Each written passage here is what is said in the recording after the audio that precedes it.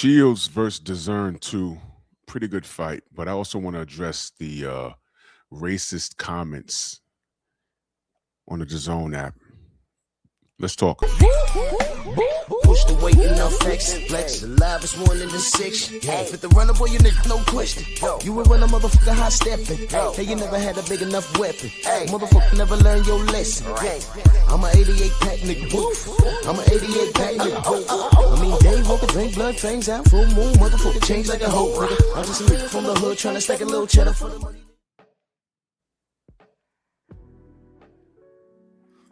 Drew Titan, Bronze on deck. Shout out to the mighty LDBC. Let's just get to it. I'm going to talk about the fight first. Pretty good fight. High action. Clarissa clearly won. I don't think Franchon Cruz Dezurn fares well at heavyweight because her stamina suffers at the heavier weight. Clarissa, she seems to be in better shape at that weight. Her body's more proportioned. She's more vascular. Franchon Cruz Dezurn, she looks like she ran up to that weight just to make this fight. And she hasn't grown into it. She didn't look vascular at all. You can tell by her physique the way it was built. She tried to jump on Clarissa early in the fight, made it exciting. And I have to remember, excuse me, I have to remember that in the females boxing, the round's only 2 minutes. I wish I let them go 3. So Franchon tried to jump on Clarissa. Clarissa was very patient. She picked her shots. They exchanged, but Clarissa was getting the better of the exchanges. Franchon is very, very game. But I think by round 3-ish, her body started to betray her. She was pushing her punches instead of, there was no snap in her jab, where her reach, which is, she had a longer reach than Clarissa. It just didn't do anything. She tried to dig deep and force a fight, but that wasn't working out because as the fight went on, Clarissa was the more fresh opponent. She very crisp. Her punches were more sharp. Franchon moving past round 3 or 4, I forget which one it was, but after the first 30 seconds of each round, she was like done. Like she was very fatigued. It was all heart. And salute to her, salute to the queen, salute to my sister. She did the best she could, and yeah, I'm glad they got it all out. They made up at the end of the fight. Look, I was just annoyed with everything. The melee at the weigh-in. I just don't like dealing with ignorance. But I stayed up to watch the fight, and I did, you know. And I'm glad whatever situation they had was squashed. She did say she has no control over the. It wasn't them fighting. But she said, Clarissa said she has no control over pretty much in the camp and what they do. And my thing is, yes, you do. All you got to do is monitor who's around you. Now, the person that started it or whatever, whether it was Franchon's team or Clarissa's team, get a hold of that person and say, you're not invited anymore. Because I have a reputation to uphold. I'm a professional. I'm worth millions of dollars.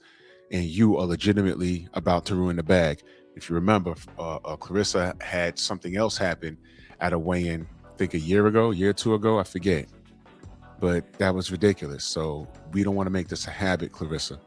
Get that under control. Get your people under control. If they can't control themselves, you get them from around you. You're a professional, and you need to conduct yourself as such. So I'm glad both of these sisters made it out this fight okay. The hatchet is buried. They might fight a 3rd time down at 168 because Clarissa has to go all around the world to find proper competition. That's why she's the GOAT. But it was a clean win. So now there's something else I want to address here. This is why I don't allow you airhead jungle bunnies tell me that there's no racism in the sport of boxing. Because every time I point out the violation, one of the things that y'all love to say is, oh, well, they're not talking about me. I'm saying, okay, well, they're not pointing anyone out in particular other than the person in the ring. And let me be very clear. The person in the ring, they take it as it's a direct reflection of the whole community. When a Mexican is in the ring and he pounds on his chest and say Viva Mexico, he represents Mexico. Remember like how Canelo Alvarez says, I don't want to fight another Mexican because I represent Mexico, and everyone agreed with that. And I said, imagine if a black person, any black person in any weight division said, I don't want to fight another black person. The world would stop. The world doesn't extend the same courtesy to us for anything. We have to be not good at what we do. We have to be great. And we got to walk on pins and needles. We can't say we're proud to be Black American. Now, here's why I'm bringing this up. I didn't know until today. For some reason, DAZN is not working on my television in my living room. I don't know. It hasn't worked for the last 3 events. And I've just been too lazy to email them or whatever because I have it on my phone. So I just turn it on my phone and I watch it. So I'm watching the event and I noticed there's a comment section there. Just like when you're watching Pro Box on YouTube, I noticed there's a comment section. And Lord knows, I said, you know what? I already know what this is going to look like. But I said, you know what? Maybe it's just me. Maybe it's just a YouTube thing. But boy, was I wrong. So I noticed when the Black National Anthem was performed, Lift Every Voice. These are the things that I saw.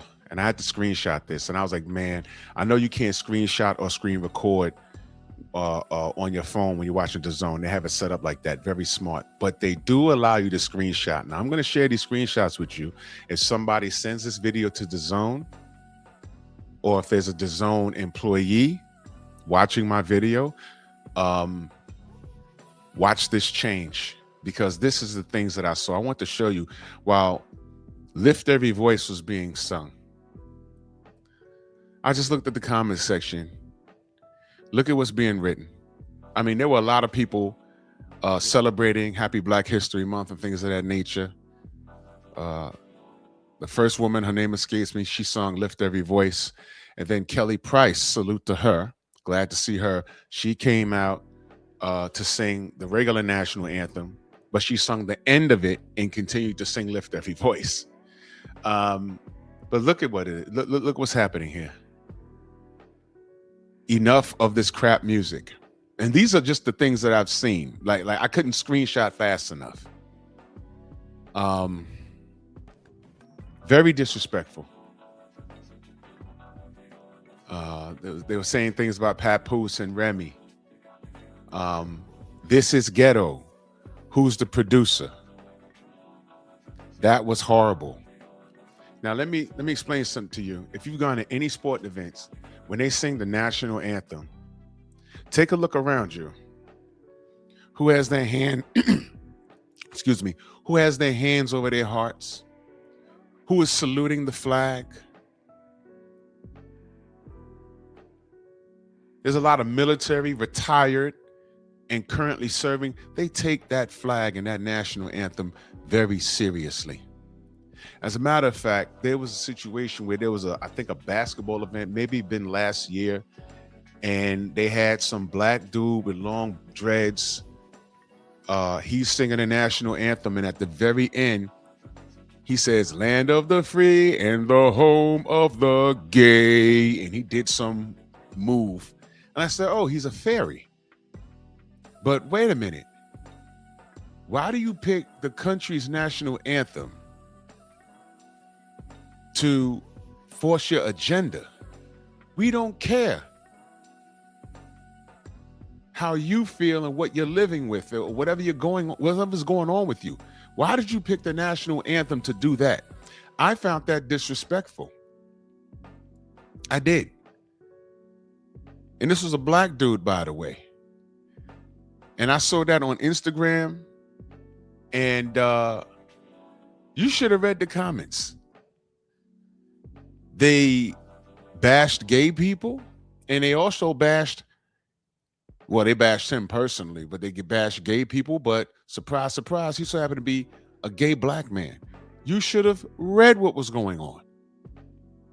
This is what they do. The black ones. So there's a difference between gay people and black gay people. And then they went on a racist tirade. I said, whoa, I got a problem with what dude did.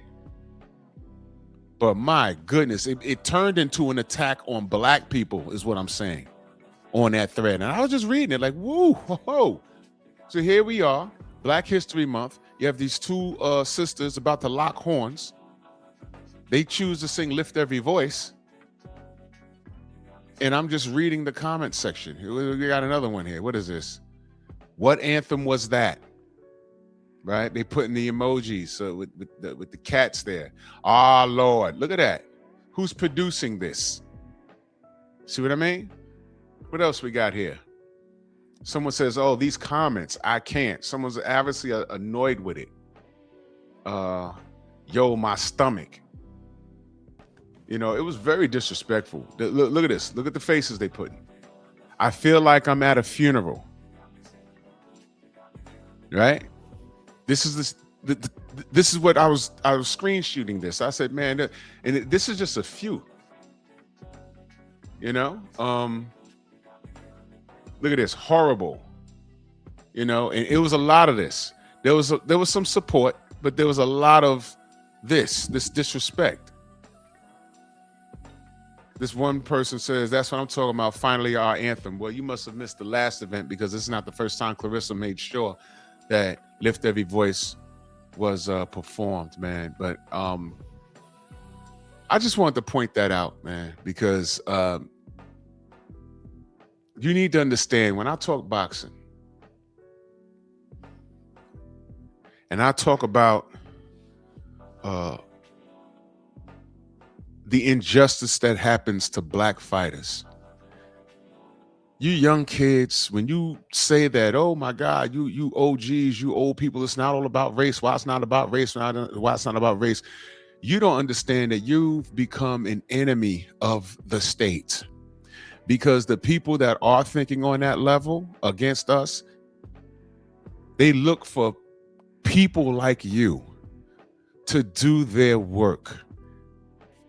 The greatest trick the devil ever did was convince you that he did not exist. The more you tell me that it doesn't exist, that proves to me that you don't know enough about life itself. Your OGs failed you. Where your father failed you, if you know him or not, or your mama twerking every weekend and she didn't have enough time to sit down and teach you about Dr. King, about Malcolm X, about Marcus Garvey, and a litany of other black heroes, because she's on social media with you. That's a sad state of affairs. But don't come to my channel and tell me what it's not. Those comments was real. And those comments were more than likely from people of prestigious positions in life. Judges, doctors, lawyers, law enforcement. You have no idea who be in these comment sections, man. And they love boxing like how you love boxing. They just were a little more disciplined to remain in school. But when it comes time for them to kick their feet up and have a drink, they'll jump right on YouTube. They don't show their face or anything. I can call it trolling, but they mean every word they say. Of course, they know Lift Every Voice, but it's not their anthem. It's ours. And look at what they did. And those are just not even a few that I've shown you, because there was dozens. And this is why I get annoyed when I see these black folk running behind Ryan Garcia, high-fiving him,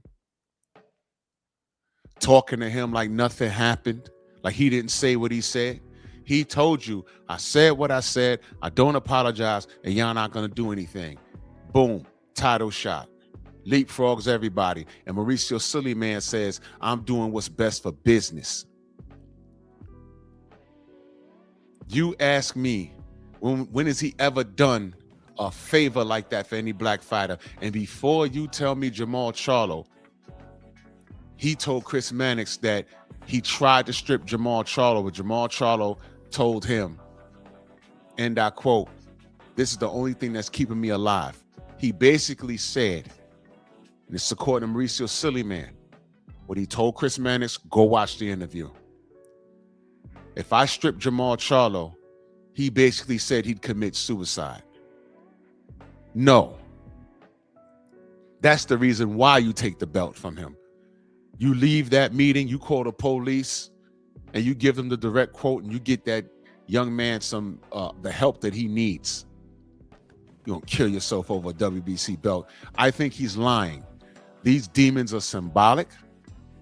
And he didn't want anybody taking that belt from Jamal Charlo but Canelo Alvarez. He done got Mel. And if you remember, Canelo was smashing the gas on Jamal Charlo. And not one time did Mauricio Sillyman step in and said, he's not well. Let him get a warm-up first. He didn't say that. Canelo was really trying hard to get that Jamal Charlo fight. It wasn't that long ago. But you see, you YNs, or you grown adolescent with YN mentality, you have short-term memory. And this is why I don't respect the big lip baboons, jigaboos, and jungle bunnies that disregard what's right in your face. Y'all think we just blowing smoke when we talk about showbiz, the adult. There's a reason why I don't like that dude. He's a coon. He is a coon, and he's buck dancing for YT supremacy. He absolutely is. For him to have his knee pads out, for guys like Teofimo Lopez, when Ryan Garcia went on his racist rant, and for him to say he wasn't talking about me, who the hell was he talking about? He didn't say all black people accept showbiz. Tio didn't say whichever monkey wants a banana, but hey, man, I wasn't really talking about you. I'm talking about the fighters. He didn't specify in front of showbiz. They get in front of him and they say, oh, no, he's a non-threat. He don't care for his people. You know what guys like that care about? Their bottom line. That's what they care about. And I need all these guys to be front and center so you can see them and understand why Drew Titan doesn't deal with them. I'm like that with dudes in the media, you know, showbiz and radio raccoon, that guy. You sucker ass YouTubers. Because every year these guys get more bold and more bold and more bold. You keep it boxing when it's against a black fighter that you so happen not to like because he's a rival of a guy you have a man crush on. And y'all know what I'm talking about and who I'm talking about. But when I say watch the sport, you're not even disciplined to do that. Watch the sport. You ended up falling in love with these people for the wrong reasons. But you don't watch the sport. You don't know what's going on. You don't understand when fighters are getting frozen out of certain situations, frozen out of opportunities. I don't know who raised y'all, but clearly it wasn't parents that understood how the world works. And if you disagree with anything, if you're offended by anything that I said, kindly unsubscribe. Well, I don't care if it's kindly or not, because I don't want you around me. Those are only a few screenshots that I shared in reference to that comment section. And of course, I can believe it. Because if it's doing it on DAZN, what do you think we've been dealing with on YouTube all these years? And you wonder why there's a damn LDBC. You wonder why, because we tried to get away from that stuff, Black Wall Street. Instead of leaving us alone, we're over in our section talking boxing. And we ain't all got to agree with one another, but we're talking boxing amongst each other. And what happens? They come over here and start messing with us. Black Wall Street.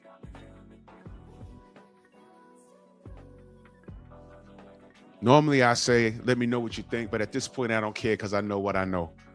Bronx on deck. Move!